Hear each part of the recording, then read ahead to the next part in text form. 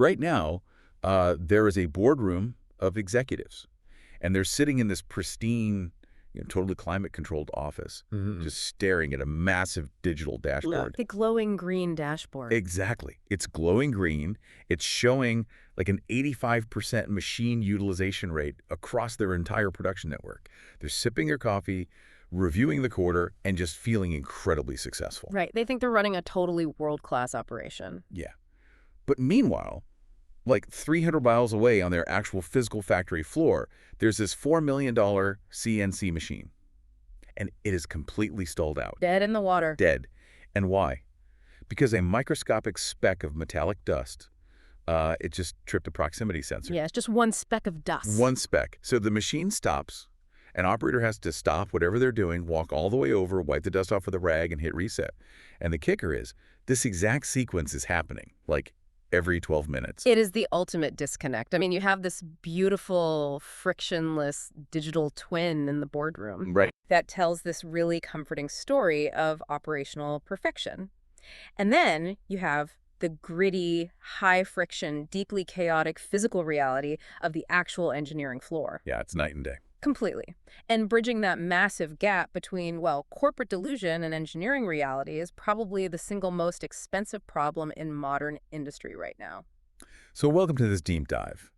Today, we're tearing into a stack of sources that, honestly, they read less like business manuals and more like dispatches from a forgotten front line. Yeah, they get pretty raw. They really do. We have technical architecture specifications, manufacturing consulting guides, and some incredibly unvarnished notes straight from floor operators. Here's bare metal stuff. Exactly.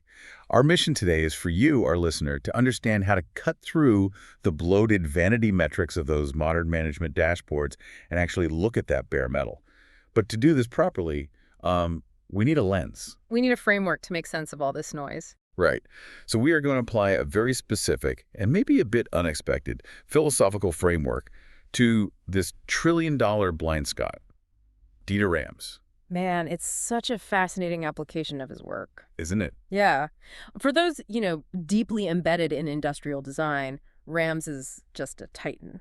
His work at Braun back in the mid-20th century basically wrote the DNA for modern consumer electronics. Oh, absolutely. Everything from like the original iPod to the interface of the smartphone you're probably holding right now, it all owes a debt to him. Yeah, and his core philosophy, the famous one, was less but better. Less but better. Yes. Which he executed through what he called extreme functional clarity. Like, he believed in stripping a product down to its absolute bare minimum. Just removing anything that doesn't actively contribute to the user's understanding of the tool. Right. So the function is totally unmistakable. And today we're taking that Rams philosophy of extreme functional clarity, and we were sort of weaponizing it against corporate manufacturing data. I love that phrasing, Right. weaponizing it. Because right now, factories are suffering from the exact opposite of Rams' ideal.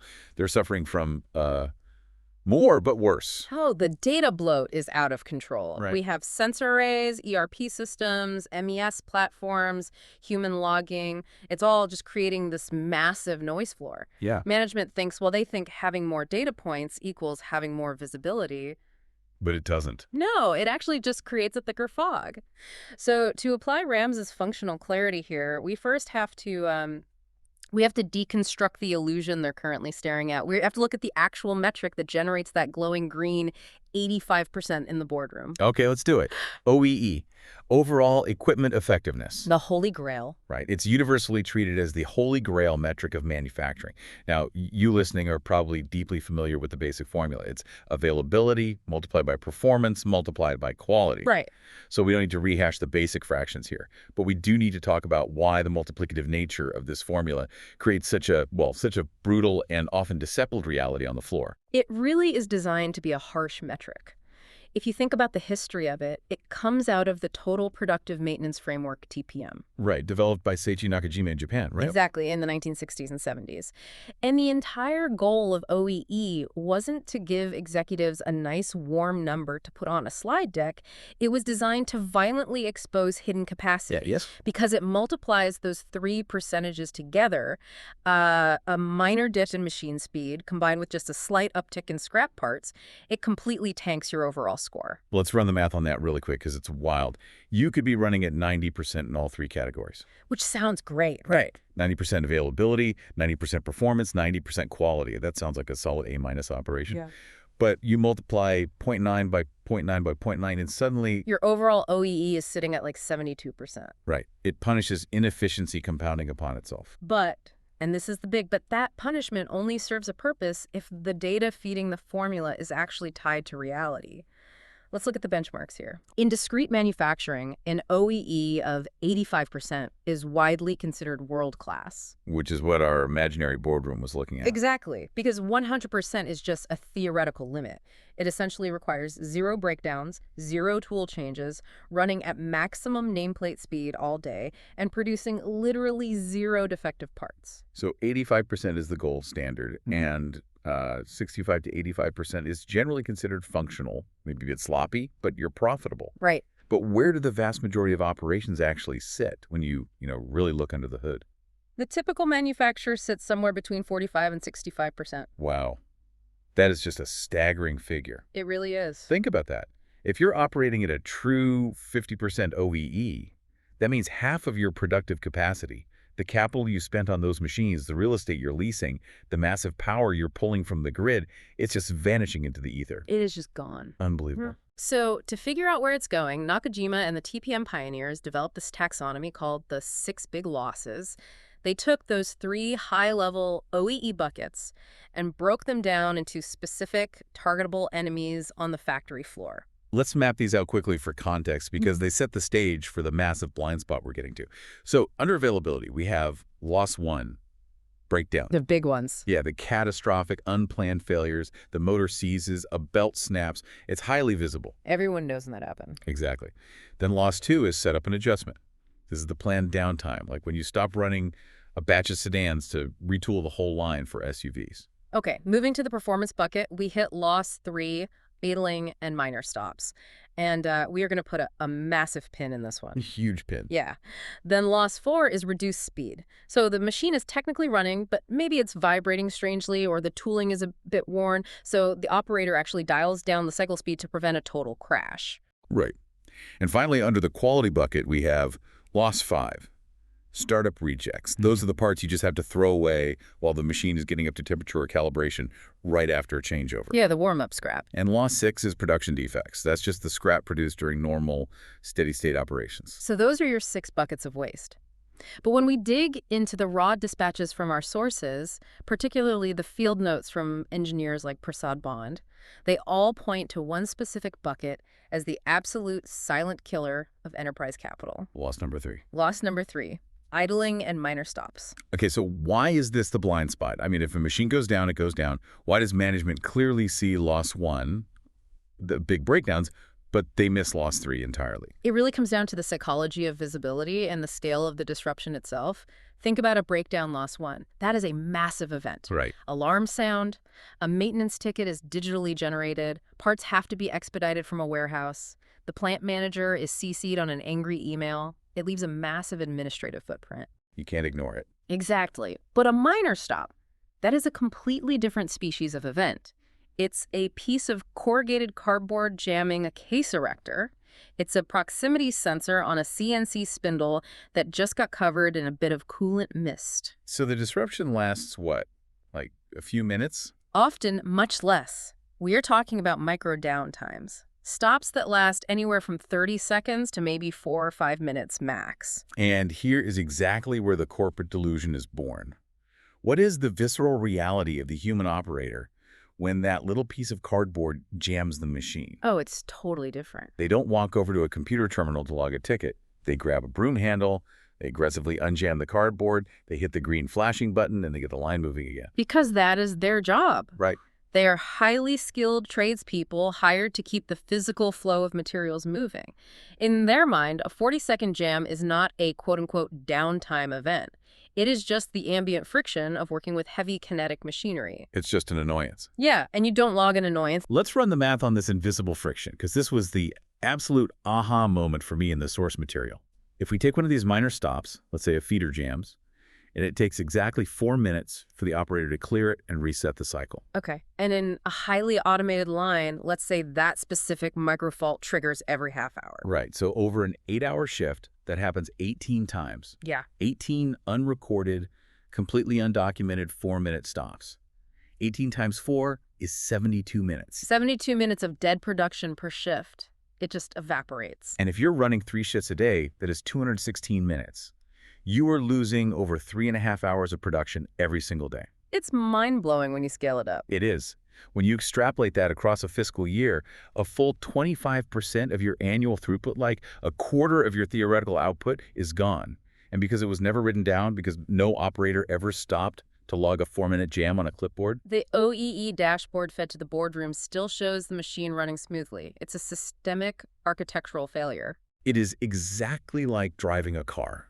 You know, imagine you're taking a road trip, and your car's digital dashboard calculates your average speed based only on the moments when your foot is physically pressing the gas pedal. Oh, that's a great way to put it. Right. It completely ignores the 18 times you had to stop for 3 minutes at a red light. Or when you pulled over to adjust your mirrors or waited for a pedestrian. Yeah. Your dashboard says you averaged 60 miles per hour. So the GPS tells the executives back home you should be at the destination by now. But you look out the window, and you're still miles away, sitting in traffic. And instead of looking out the window, management is just like tapping the dashboard, confused. The analogy holds up perfectly because the dashboard is measuring the intention of the journey, right? Not the physical reality of the road. Exactly. And this brings us to a really uncomfortable truth about operational leadership. Because if 72 minutes of productive capacity are disappearing every single shift, why are plant managers and executives so stubborn about clinging to these manual tracking systems? Well, because admitting the manual data is flawed means admitting they have absolutely no idea what is actually happening on their own factory floor. Yes. It requires a level of vulnerability that, let's be honest, corporate structures actively punish. They heavily punish. But it goes deeper than that. Forcing humans to manually log 40-second microstops is fundamentally a total misunderstanding of what humans are good at. Yeah. We're forcing them to act like PLCs, like logic controllers. Well, let's really unpack the ergonomics of that request for a second. Imagine the sensory environment of the floor. Okay. It is loud, often requiring heavy ear protection. It is hot. You are wearing restrictive PPE. You're standing next to a massive, complex piece of kinetic architecture that requires your constant situational awareness. It's a high-stress environment. Very. So when that machine faults, the operator is in a state of physical flow. Their muscle memory kicks in. They step forward, assess the physical space, clear the anomaly, and reset the state. They're managing the physical reality of the space. Exactly. Now, interrupt that flow.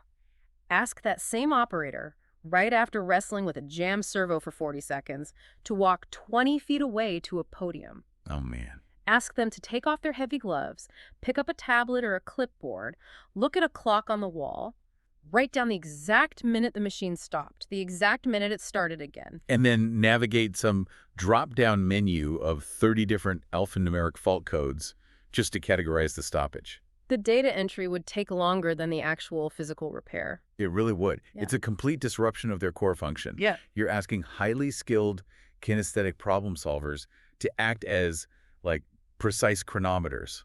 And human beings are terrible chronometers. Our perception of time distorts wildly under stress. Totally. A 40-second jam might feel like 5 seconds, or it could feel like 5 minutes if you're sweating and fighting with a heavy part. Exactly. This is just a remnant of Taylorism. You know, those scientific management theories from the early 20th century that treated human workers as easily programmable cogs in a larger machine. Right. The whole I command you execute mindset. Yeah, it assumes you can just mandate a new administrative task and the worker will execute it perfectly without friction. But in high-speed, modern manufacturing, demanding manual logs for microstoppages creates data that is inherently subjective, heavily delayed, and basically fundamentally incomplete. Which is where we bring DRAMs back into the room. Extreme functional clarity. Yes. If the current system is more, but worse, more drop-down menus, more clipboards, more administrative burden on the operator, resulting in much worse data, how do we actually apply RAMs to factory labor? We have to ruthlessly separate human labor tasks from machine telemetry. Rams taught us that every element in a system must serve its true function without interference. Okay. And the true function of a human operator is to use intuition, right? To navigate physical space, to solve complex, unpredictable physical anomalies, and to exercise judgment. And the function of the machine. The machine's function is to execute repetitive kinetic motion. Therefore, the machine, not the human, must be responsible for managing and reporting its own electrical states. Okay, conceptually, I love it. It's incredibly clean. But, and I'm going to push back on the architecture here for a second. Go for it. If we take away the paper logs, if we literally rip the tablets out of the operator's hands, how do we actually capture the data? If the human isn't watching the machine and logging its state, aren't we just trusting the void? Like, how do we know if it's running without a human observer? Well, we don't trust the void. And we definitely don't trust human observation. We move from operational philosophy to bare metal execution. We literally force the hardware to broadcast its own truth. Okay, how? And we do it using the most objective, immutable metric in the entire universe, electrical current. Electrical current. So wait, we bypass the software interfaces entirely? We don't even care what the machine's internal computer says it's doing. We just look at the physics. Exactly. Think about what a machine actually is at its core. Whether it's a high-speed packaging line, a massive injection molding press, or a 5-axis CNC mill, the kinetic energy is driven by a primary electric motor. When that motor is actively doing work, when it is physically cutting steel or moving a loaded conveyor belt, it draws a specific elevated amount of electrical current. It draws load. Oh, I see. So if the spindle is just spinning in the air, it draws baseline current. But when the tool physically bites into the titanium block, the resistance spikes, and the motor has to draw significantly more amps just to maintain the RPM. That is the load current, yes. We define a machine's state running or down, not by whether an operator thinks it's on, but by whether that primary drive motor is actively drawing load current. Wow. If the load drops back to the baseline, the machine is not producing. It is an indisputable physical fact. That is extreme functional clarity. We don't need a drop-down menu with 50 reasons why it stopped. We just ask a binary question. Is the current high or is the current low? Running or not running? And the beauty of this is in the physical installation itself. The aesthetic of it is almost perfectly aligned with Ram's industrial design. It's utilitarian, it's robust, and it's entirely functional. Let's actually walk through what this looks like inside a factory panel. Yeah, set the scene for us. We're opening up that massive gray electrical cabinet attached to the side of the CNC machine. What are we looking at and what are we actually installing? You're looking at a sea of wires, contactors, and right at the heart of it all, a programmable logic controller, or PLC. Okay. Usually a unit from Siemens or Allen Bradley Mitsubishi. This is the industrial brain of the machine. And to capture the truth of the machine, we're dealing with thick, black, vulcanized rubber cables. We strip the ends of these cables to expose the bare copper wire. Raw copper, pure conductivity, no fragile USB ports here. None whatsoever. That bare copper is clamped firmly down under the exposed heavy steel screw terminals of the PLC. And to monitor the physical movements, say a guard door opening or a specific gear rotating, we integrate heavy-duty matte black proximity sensors. So these aren't the delicate optical sensors you'd find in consumer electronics. No, absolutely not. These are industrial inductive sensors, usually rated for a maximum of 24 volts of direct current. They generate an electromagnetic field, and they detect the presence of metal disrupting that field. Right, because they have to survive. Exactly. They are designed to survive in environments completely saturated with machine oil, heavy vibration, and airborne metallic dust. So we have these robust 24-volt sensors watching the moving parts.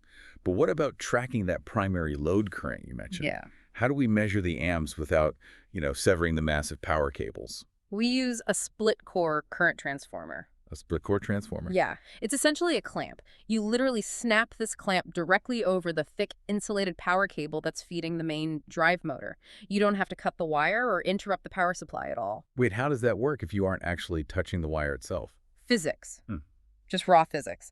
As alternating current flows through the power cable, it generates a magnetic field around the wire. The clamp sensor detects the fluctuations in that magnetic field and translates it into a proportional, low-voltage analog signal. The exact moment the cutting tool retracts from the metal, the motor's amp draw drops, the magnetic field shrinks, and the clamp sensor registers the voltage drop instantaneously. That is step one, the physical clamp. It feels almost like tapping a phone line, but you're tapping the kinetic energy of the machine itself. That's a great analogy. And step 2 is the continuous tracking. The sensor is locked in an infinite loop, monitoring that raw electrical state. It never blinks. It doesn't fatigue, it doesn't get distracted by a forklift driving by, and its perception of time is governed by quartz, not human psychology. Okay, so we have an analog voltage signal fluctuating based on the machine's load. Step 3. How do we get this raw, dumb electrical pulse into the IT network so the boardroom can actually see it? This is where we bridge operational technology OT with information technology IT. We hardwire that sensor into an edge gateway. An edge gateway.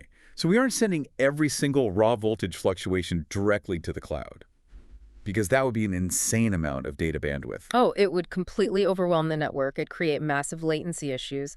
The edge gateway is a small, ruggedized industrial computer sitting right there inside the cabinet on the factory floor. Ah, local processing. Right. It acts as a local translator and a filter. It takes the continuous analog electrical pulses and digitizes them. And what is the actual software logic running on that gateway? Is it some massive, bloated proprietary system? This is the best part. It is incredibly lightweight. Usually it's just the simple Python script. Just a Python script? Just Python. The script pulls the digital signal from the gateway every single second, and it runs a basic logic gate. Has the load current been below the productive threshold for more than 30 consecutive seconds? I see. Giving it a 30-second buffer so we don't accidentally trigger a downtime event every time the machine just pauses briefly to index a new part. Exactly. But if the drop lasts 31 seconds, the script executes. It generates a tiny data payload, usually formatted in JSON or just a flat text array. Keep it simple. Very simple. It contains just a few vital pieces of data: the unique machine ID, the exact chronological timestamp the load dropped, and the exact timestamp it resumed. Wow. And then it pushes this tiny text file via an MQTT protocol, which is a super lightweight messaging protocol built specifically for the Internet of Things, up to a secure cloud bucket. That is step 4. So the end result of this entire hardware pathway isn't some complex colored chart. It is just a flat text file that says, Machine A stopped at 10.1 ton fine 32 a.m. It resumed at 10.1.012 a.m. Hardware doesn't lie. It just transmits voltage states. We have completely removed human subjectivity, memory, and distraction from the equation entirely. The operator is totally freed from data entry. Completely. When the machine stops, they just grab their tools and focus on physical problem solving. Meanwhile, the edge gateway quietly records every single 40-second micro-stoppage with absolute chronological perfection. I have to say, the elegance of this is striking. You're solving a massive, complex data problem, not by adding more software screens, but by drilling down to the physics of induction. Less, but better. Exactly. But let me step out of the single machine vacuum for a second here. We have one CNC mill wired up. It is spitting out beautifully accurate text files via MQTT. But these enterprise organizations have facilities with dozens, sometimes hundreds of complex machines spanning different eras of technology. Oh yeah, a total mix of old and new. Right. Some are brand new, some are 30 years old. How do you take this raw electrical methodology and actually scale it across a massive enterprise? Because you can't just shut down the plant for a month to wire up 1,000 edge gateways. No, if you try to wire up the entire factory at once, you will fail. It's a classic anti-pattern we see all the time called boiling the ocean. Boiling the ocean. Yeah. IT gets involved. They want to map every single sensor to a massive central database. They spend 6 months architecting the network topology. And by the time they install the first sensor, the plant manager has completely lost interest and the budget is blown. So what is the Dieter Rams approach to scaling then? How do we strip away the bloat of the rollout process itself? You follow a phase scaling plan designed entirely around rapid, undeniable proof of value. Phase 1 is what our sources call the 48-hour actionable validation signal. I love the framing of that, a 48-hour sprint. Yeah. So what's the objective there? You do not start with your newest, shiniest machine. You go to the plant floor and you ask the supervisors, what is the single worst performing bottleneck in this entire facility? The troublemaker. Right. Every plant has one. It's the machine that is constantly starving the lines downstream, the one that everyone has a very loud opinion on, but no one can agree on exactly why it's failing. Okay, so you target the pain point. Yes. You take your clamp sensor, your edge gateway, and your Python script, and you install it on the primary drive motor of that single bottleneck machine, and you let it run for exactly 48 hours. 2 shifts a day, for 2 days. Uh, Honestly, that doesn't seem like enough time to gather a comprehensive data set. You would be shocked because nobody has ever tracked the microstops before. Those 48 hours will capture a mountain of invisible friction. Really? Oh, yeah. You will capture 50, 60, maybe 100 distinct load drops that lasted less than 3 minutes. Wow. You take that flat text data, you aggregate it into a simple chart, and you walk straight into the plant manager's office. You drop it on their desk and say, "You thought this machine was running at 80% capacity. Our voltage data proves it was physically cutting metal for only 45% of the shift. Yeah. Here is exactly why your shipping dock is empty." Boom. You prove the bleed instantly. You expose the 72-minute grain with undeniable physical evidence that completely shifts the political dynamic in the room. It changes everything. It's no longer a debate about whether the operator is working hard enough. It's a structural realization about the machine's state. Exactly. And once you have that validation, you earn the right to move to phase 2. We call this building the organic loss Pareto. Okay. This takes about 30 to 90 days. You start rolling out sensors to the rest of the critical path machines. As the objective data flows into the cloud, you let the software automatically categorize and rank the total minutes lost across the facility. Applying the Pareto principle, the 80-20 rule. You're looking for the vital few problems that are causing the majority of the pain. Precisely. And universally, across almost all discrete manufacturing environments, a really stark pattern emerges in that Pareto chart. Losses 1, 3, and 4 breakdowns, idling minor stops, and reduced speed, they will account for over 70% of the total OEE gap. So phase 2 acts as a strategic filter. Instead of having these endless engineering meetings where managers argue anecdotally about what needs to be fixed, the Pareto chart just dictates the engineering backlog. Yep. You simply attack the tallest bar on the chart first. It takes the emotion completely out of resource allocation. Which leads us directly to phase 3, closing the loop with a CMMS. CMMS, Computerized Maintenance Management System. This is where we actually try to fix the things the sensors are finding. Right. Think about the traditional workflow for a second. A machine starts vibrating strangely, or a proximity sensor is tripping intermittently. The operator notices it. They have to leave their station, track down a shift supervisor, explain the issue. The supervisor writes a physical paperwork order, places it in a bin somewhere. And maybe the next morning, a maintenance tech picks up that piece of paper and wanders over to investigate. The latency in that communication loop is measured in hours or sometimes days. And during that entire delay, the machine is experiencing microstops and just bleeding capital. But in phase 3, we use the OPIs on our edge gateway to talk directly to the CMMS. Oh. The Python script detects that the spindle motor load has dropped 15 times in the last hour. Without any human intervention at all, the gateway fires a webhook directly to the CMMS. Automatically, the CMMS generates a high-priority work order and pings it directly to the tablet of the maintenance technician currently on shift. Machine 4 spindle load anomaly detected.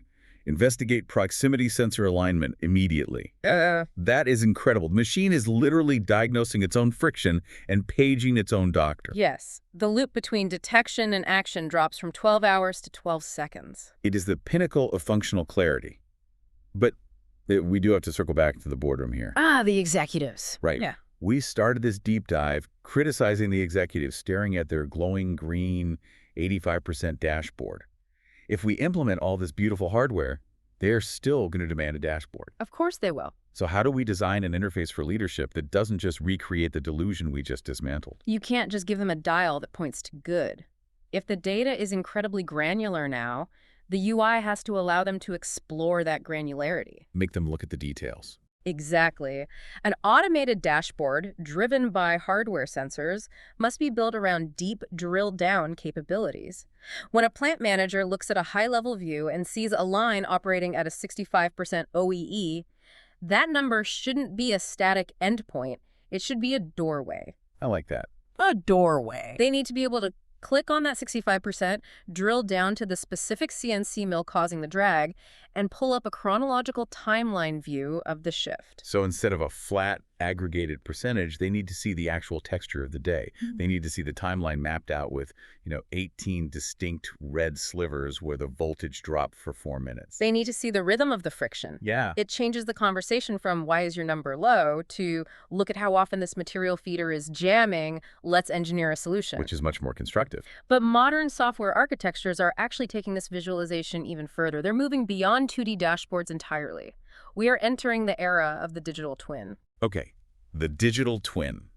This is a concept that gets thrown around a lot in tech circles, and honestly, it often sounds like sci-fi buzzword bingo. It really does. So in the context of the raw electrical data we just spent 20 minutes discussing, what actually is a digital twin?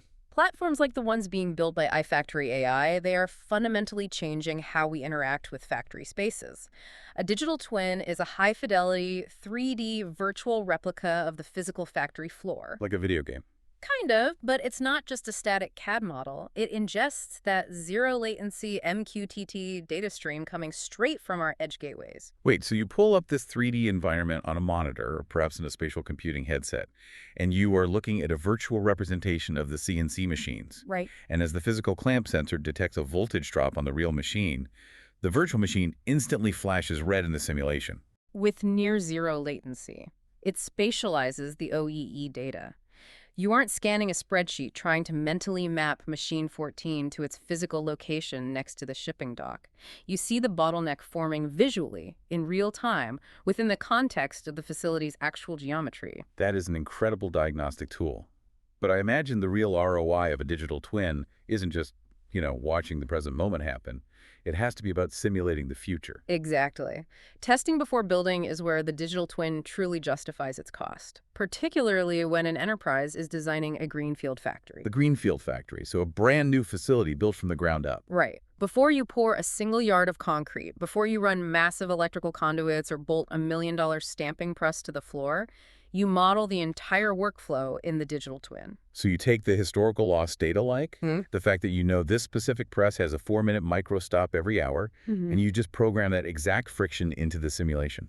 Exactly. You simulate the physics of the production line. You can ask structural questions like, if we place the stamping press here and the automated guided vehicles have to travel 50 feet to move the parts to the assembly station, how does the material flow hold up? Right. If the press has a micro stop, how long until the assembly station is starved of parts? You're testing efficiency improvements, conveyor layouts, buffer zones, Yeah. all in a virtual physics engine where making a massive mistake costs literally nothing. $0. As opposed to bolting it all down in the real world and realizing your layout inherently limits your throughput, which would cost millions to rectify.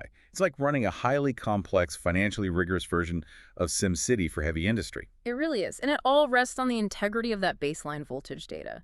The simulation is only as good as the truth of the electrical current feeding it. Okay, this all paints a picture of, frankly, an engineering utopia.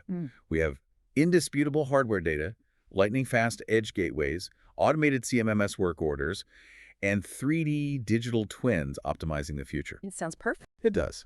Ah. But manufacturing is not just machines and Python scripts. It is composed of human beings. Ah, yes. And human beings have very complicated, historically fraught relationships with being monitored by efficiency technology. This is the invisible reef that sinks the vast majority of digital transformation projects. The human element. The cultural resistance. I mean, put yourself in the steel-toed boots of a floor operator for a second. You have been running this machine for 10 years. You know all its quirks. You know exactly how to hit it to make it work. Exactly. Then suddenly management comes in, opens the electrical panel, clamps a voltage sensor onto the main drive, and tells you it's going to track every single time the spindle stops for more than 30 seconds. Yeah. The immediate visceral reaction is going to be, Big Brother is watching me. Management doesn't trust me. They are installing this to catch me taking a bathroom break or to build a case to fire me. And honestly, it is an entirely rational fear, rooted in decades of adversarial labor management dynamics. If leadership does not anticipate and address this cultural resistance head-on, the deployment will fail. You've seen that happen. Oh, absolutely. I have seen operators figure out how to bypass sensors, obscure optical lenses with grease, or simply slow walk the entire process. If the floor doesn't buy in, the data dies. So how does a plant manager actually navigate this? What are the specific tactical talking points for introducing this level of granular telemetry to a unionized or highly tenured workforce? The entire strategy relies on a total inversion of the traditional messaging. You have to ensure, through both your words and structural policy, that the operators feel supported by the technology, not surveilled by it. Supported, not surveilled. Right. The core message must be repeated constantly. This sensor is not tracking your failure as an operator. It is tracking the machine's failure to support you. Wow. That is a subtle linguistic shift, but a massive psychological one. You are externalizing the friction. The problem isn't the worker, the problem is the equipment. And you have to back that up with real policy. OEE data derived from these sensors must never be used as a punitive metric for individual performance. Never. The very moment a floor supervisor calls an operator into an office and yells at them because their machine had a 45% OEE that shift, the trust is broken forever. The system becomes a weapon, and the operators will defend themselves against it. Because the low OEE isn't their fault. They didn't design the flawed material feeder that keeps jamming. They didn't procure the cheap proximity sensor that keeps blinding itself with dust. Right. Punishing them for the physics of the machine is just absurd. Exactly. So leadership has to actively train floor supervisors to change their default questions. The question must shift from, why aren't you hitting your numbers, to what physical obstacle is preventing this machine from running at its design capability, and how can I, as management, allocate capital or engineering resources to remove that obstacle for you? You weaponize the data against the broken process, not the worker.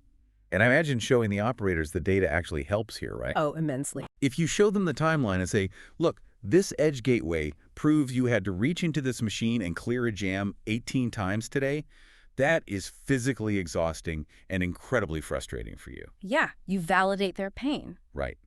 We are going to take this undeniable data, march into the boardroom, and use it to justify the budget for a completely redesigned feeding mechanism so you never have to do this again. That is the turning point.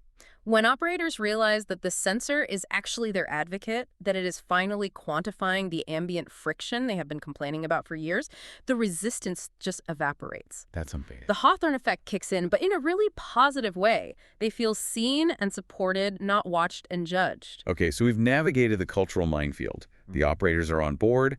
The data is flowing. The final hurdle is the boardroom itself. Get the check signed. Exactly. We have to convince the executives who were so happy with their fake 85% dashboard to actually sign the checks for the PLCs, the sensors, the edge computing hardware, and the software licenses. We need the ultimate financial pitch. What is the actual quantifiable ROI of reclaiming this lost time? We bring it all back to the math of the 72-minute drain. Let's ground this in a specific capital expenditure. Imagine the company just financed a state-of-the-art 5-axis CNC machining center. It cost $4 million to purchase and install. A massive CapEx investment. The CFO is looking very closely at the depreciation schedule on that machine. Exactly. Now, because of the invisible microstops, the dusty sensors, the minor material jams, the tool indexing delays, that machine is losing 72 minutes a shift. Right. That $4 million asset is functionally idle and completely non-productive for 25% of its available life. You are bleeding massive amounts of return on invested capital. You bought a $4 million capability, but you are only extracting $3 million of value from it. Ouch. But by installing a few $100s worth of industrial sensors and edge gateway and deploying a lightweight Python script, you map the reality of the voltage. Yes. You identify the specific causes of the microstops, you engineer them out of the process, and you reclaim those 72 minutes. Reclaiming that time equates to a 25% boost in total throughput from that specific machine. Just found capacity. Exactly. Yeah. You are essentially generating a massive increase in top-line revenue without having to pour concrete for a factory expansion, without taking on debt to buy a second $4 million machine, and without having to hire, train, and provide benefits for a whole new shift of workers. It drops almost entirely to the bottom line. And what is the argument for the cost of inaction? Like if a CFO says, we're profitable enough, I don't want to spend money on edge gateways right now, what is the massive risk they're ignoring? They are ignoring the reality that micro-friction eventually compounds into catastrophic failure. Those minor stops are symptoms of a degrading system. According to the consulting data we reviewed, the average cost per unplanned breakdown, loss number 1 in the TPM framework, is an astonishing $260,000 per incident. Wait, over $250,000 for one breakdown? How does the math get that high? It can't just be the cost of a replacement motor. Oh, the physical part is the cheapest aspect of the failure. The 260K encompasses the emergency overtime labor for the maintenance crew. It includes the exorbitant fees for overnight expediting of parts from overseas. Oh, logistics. Right. It includes the cascaded downtime across the rest of the factory as downstream processes starve. And most critically, it includes the financial penalties written into contracts for missing delivery windows to key customers and the long-term damage to the brand's reliability. And we haven't even touched on the quality bucket yet. Loss 5 and loss 6. The financial drain of core quality is brutal. The data shows that reworking a defective part costs 2 to 4 times the original production cost. Because you have already paid for the expensive raw titanium, you've paid for the electricity to run the machine, and you've paid the operator's hourly wage to produce a piece of scrap. Now you have to pay all of those costs a second time, plus the administrative overhead of quality control sorting and material disposal. So let me ask a highly provocative question to wrap up this financial view. If the ROI on structured loss elimination is this clear, if you can get a 3 to 5 times return on your investment simply by tracking load current and fixing the microstops, and you can avoid $260,000 breakdowns, Yeah. why isn't every single factory on the planet doing this? Why is this a deep dive and not just basic standard operating procedure everywhere? Because human nature, especially within large corporate hierarchies, intrinsically prefers the comfort of a green dashboard over the profound discomfort of a red one. Yeah. Committing to this level of hardware-driven truth requires a plant manager to walk into a boardroom and say, "For the last 3 years, the reports I gave you were wrong. I didn't know what was actually happening on the floor." That's a hard conversation. Yeah. It requires a vulnerability that most corporate cultures actively destroy. It's much easier to blame macroeconomic factors. It's easier to blame supply chain bottlenecks or complain about the work ethic of the new generation of operators than it is to look at the bare copper wire and admit that your own maintenance protocols are failing. Exactly. It takes immense operational courage to seek out the physical truth when the digital lie is so beautifully formatted. It requires a relentless commitment to Dieter Rams' principle. You have to strip away the vanity metrics, the bloated administrative processes, and the comforting illusions to look at the bare metal. Let's synthesize this journey. We started in a delusion. The pristine boardroom with its 85% utilization metrics, utterly disconnected from the $4 million machine stalling on the floor. We identified the mechanics of that delusion. The 72-minute drain caused by relying on human operators to manually log microstoppages.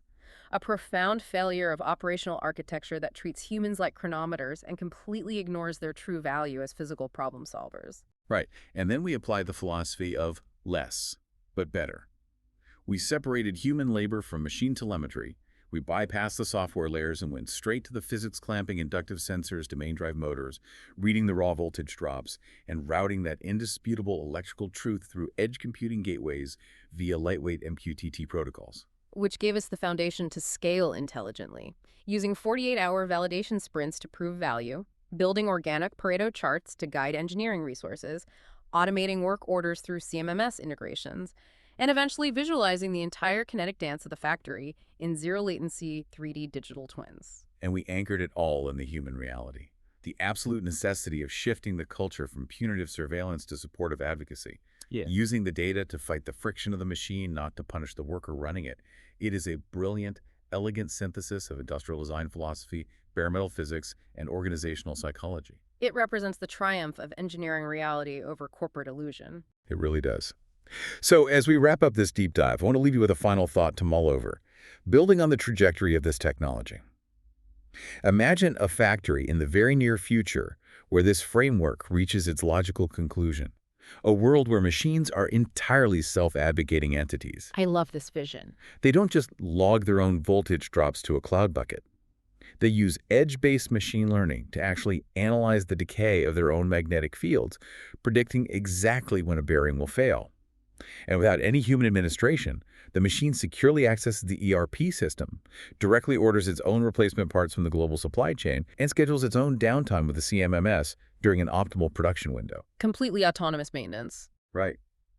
It completely removes the human from the loop of routine administration, leaving us to do what our brains evolved to do, engage in creative, complex, physical problem solving.